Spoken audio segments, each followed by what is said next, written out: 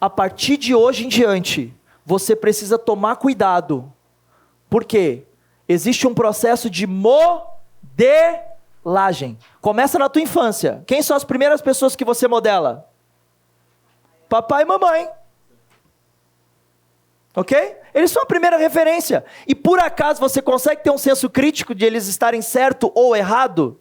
Não. O córtex pré-frontal de uma criança só vai se desenvolver a partir dos 21 anos de idade, que é a parte do juízo, da responsabilidade, de discernimento de certo e errado. 21! Dos 0 aos 7 é o período, se Deus quiser a gente vai conseguir chegar nessa parte, mas dos 0 aos 7 anos é a parte onde você vai desenvolvendo a sua formação. Você vai recebendo todas as informações básicas. Então, você vai desenvolver a sua personalidade dos 7 aos 14, 12, 14 anos, que é a parte da puberdade. Por isso que muitas vezes acontece, quer ver? De pai ou mãe, já falei isso, querer controlar a criança, disciplinar a criança, corrigir a criança depois que está lá na puberdade. É a parte mais difícil, você não consegue segurar mais. É do 0 até os 12 anos, depois disso acabou, chegou nos 12 já era. Por isso a Bíblia diz, ensina a criança no caminho que se deve andar. É a parte mais importante. E como é que a gente ensina? Falando?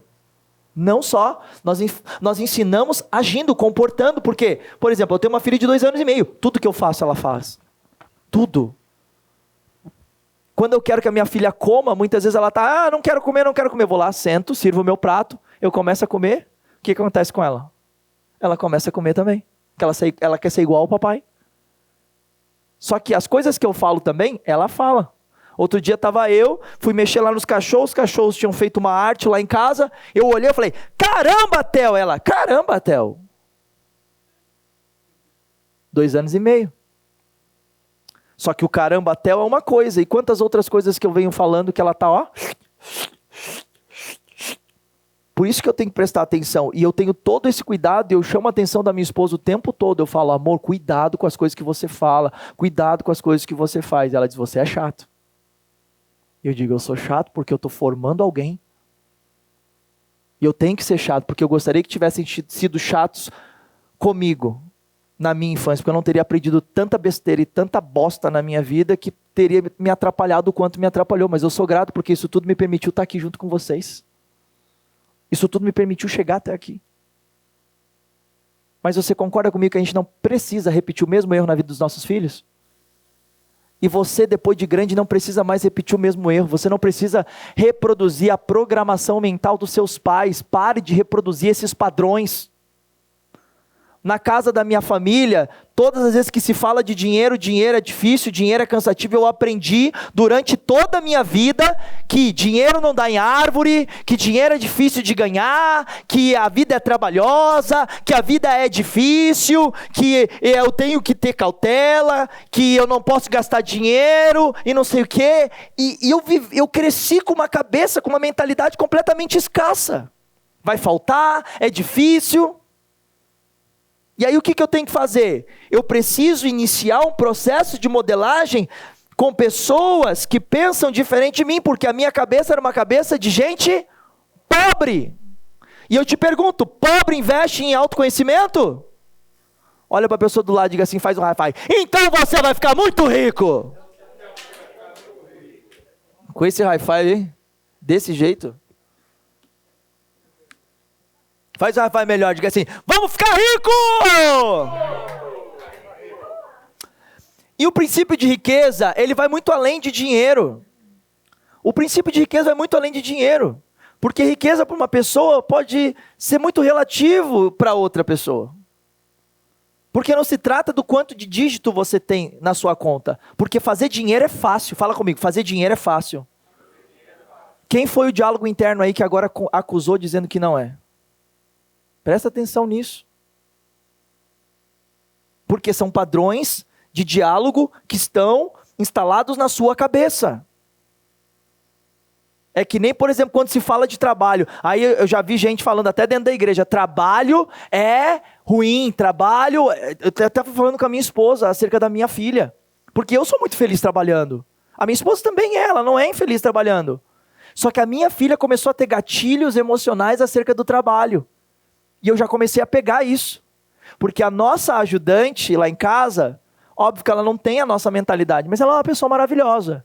Mas o problema é que ela não tem a nossa mentalidade. Às vezes vem umas coisas bobas da parte dela para minha filha. E uma das coisas que ela instalou na cabeça da minha filha é, todas as vezes que o pai está se ausentando dela, ele está indo trabalhar. Aí quando que eu percebi? Linguagem não verbal. Outro dia, a minha cunhada falou para minha filha, o papai foi trabalhar. A minha filha fez assim, ó. Ficou brava. Falei, opa, não é para ser assim.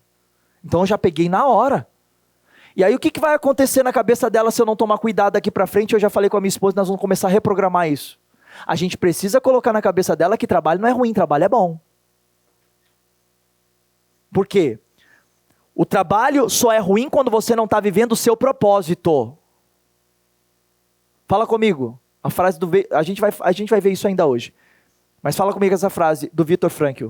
Quem tem um porquê forte, supera qualquer como. Toma nota aí. Quem tem um porquê forte, supera qualquer como. Quem está no propósito não cansa. O problema é que tu está fazendo coisa que você não tem que estar fazendo. E quantas vezes eu já peguei pessoas no meu consultório, em mentoria, em curso, em treinamento, que eu pergunto para a pessoa, de 0 a 10, o quanto que você ama o que você faz? A pessoa para, cri. Falei, caraca, quanto tempo você está fazendo isso? 10 anos. Eu falei, sai disso agora. Não faz sentido. Ninguém aqui deve trabalhar por dinheiro. Senão você se torna escravo do dinheiro. Aí você sai de casa reclamando de tudo.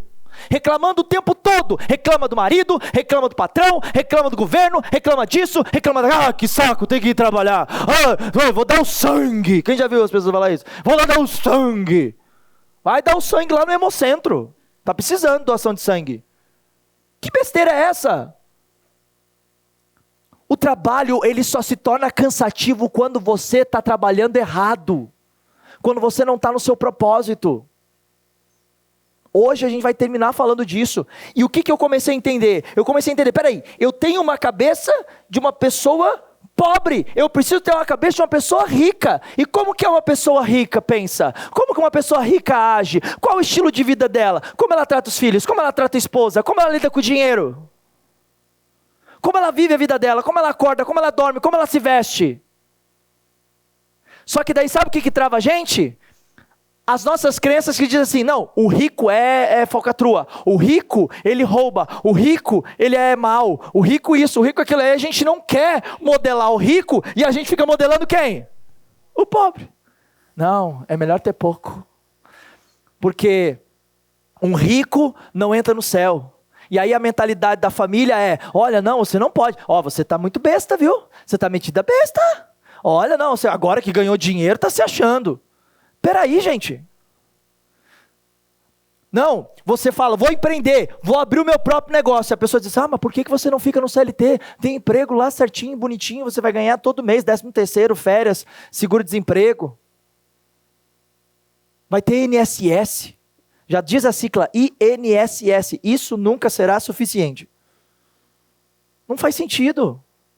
Eu respeito todo mundo aqui que quer ser CLT e tudo bem, não tem problema, seja. Mas tenha algo em mente, você pode mais. Olha para a pessoa do lado, faz um high five e diga, você pode mais! Então, o princípio de modelagem não é você copiar a pessoa. O princípio de modelagem é você adotar as estratégias dessa pessoa. Então, por exemplo, vou dar um exemplo aqui. Imagina que o Carlos, ele é um homem muito rico e bem sucedido. Amém?